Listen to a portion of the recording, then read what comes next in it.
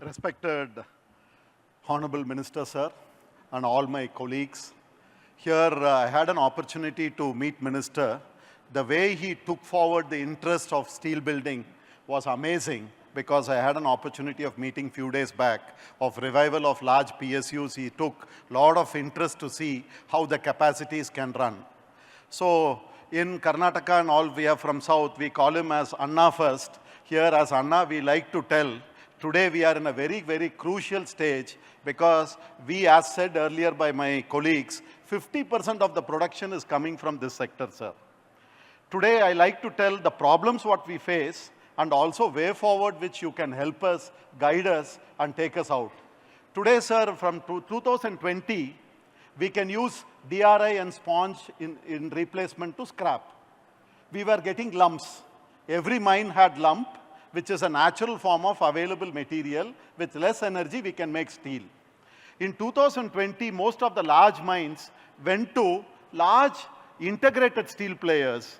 And I'm very sure there is no incentive because the premium at which they have taken these mines are more than 100%. Because they are taking the material to their own consumption. Whereas we don't have any mine of our own, except one or two players which like us, which we have developed it, we are all dependent on supply. The supply of average grade of lump, the price has gone more than 3 times, make it unaffordable. It is not that the lumps are not available, it is economically not feasible for an auction mine owner to supply to us. This brought in a huge gap of cost of material going up, sir. Next thing is in logistic, we don't have any priority, whereas large steel plants have their own WIS, wagon investment, and also they have allotment of rakes for primary industry, whereas we don't have. We are dependent on road transportation. In road transportation, you understand, sir, logistic is the backbone for the transport in the backward area. It becomes very expensive.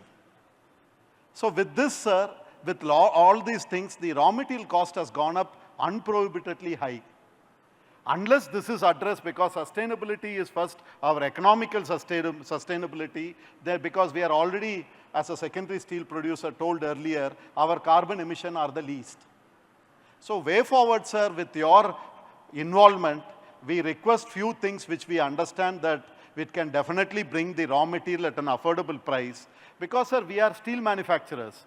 We want material at our doorstep. How steel is available at where we are giving to the doorstep. We believe, sir, large infrastructure has to come in slurry pipeline because with the slurry pipeline transportation, it is hardly 10% of the cost at which the present transportation cost is going on. And the water, which is very scarce, is also used by us in steel making. So it is a really renewable. If you look about renewable steel, sir, the carbon footprint on transportation is a large portion. By a slurry transportation and usage of water, automatically our carbon footprint in the total quantum of carbon emission comes down drastically. Next is beneficiation technology, sir. Today, I like to highlight our personal interest. Gadchiroli was an area which was surveyed by Tatas before Jamshedpur came. The lease was given to them called as Chandrapur Iron Works. Because of logistic non-availability, it went to Jamshedpur.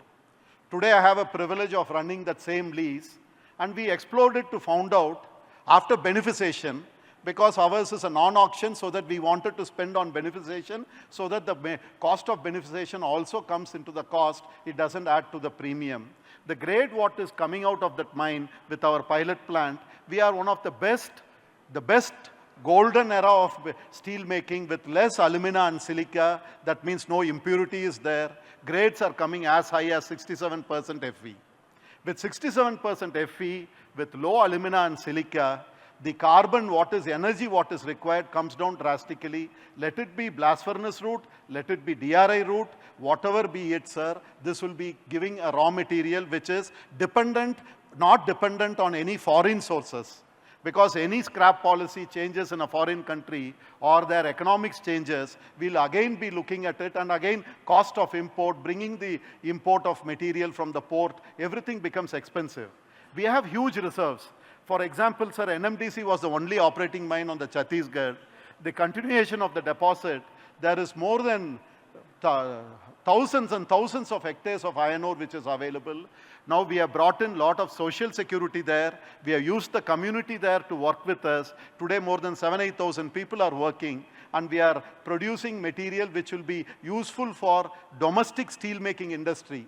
So with one single mine of 350 million, if you are able to bring, we are planning to produce 25 million ton every year for next 30 years with only 300 hectares.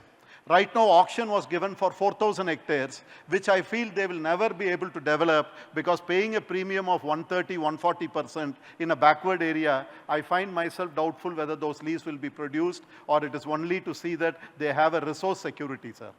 So there is enough blocks which is available. Institutions like NMDC or the state PSUs like Gadchiroli Mineral Corporation, if it is formed, very quickly the production can come. Today, sir, a very low grade of iron ore transports from Australia to China, and they are able to make steel. Here, our grade of iron ore is very, very superior. It is not that we are talking, we have a pilot plant which is working, where I will request this kind of grade comes into the production. The entire logistics, cycling, pricing, everything will come down. Today, sir, limestone is available, cement companies are able to produce. Cost of limestone, cost of iron ore, the efforts put in is the same, sir. So we request, sir, definitely more production. At least it can come. It cannot go into the private hands. It has to be with state corporations and NMDC, because then the fair availability of raw material will be available. And Vidarbha and entire Maharashtra. Today, sir, for this seminar, with your presence coming, we have got even members and visitors, dignitaries coming from as far as Nepal today to see what is the possibility of integrating and growing along with India's vision, sir. So definitely, sir, this auction route put in lot of issues because of non-availability and pricing of raw material, and not having access to raw material has been one of the biggest challenges which we are facing. Under this gathering, sir, our humble request is to see that logistic investment has to be promoted, slurry pipeline has to come. For example, clusters like Jalna, the available of raw material should be transported by slurry pipeline, and it should be available at the doorstep of an industry, so that the capex can be more productively used and more EBITDA margins can be generated, more employment can be generated. And with 10%, 90% saving in a transport cost, huge delta difference happens in the viability of steel making.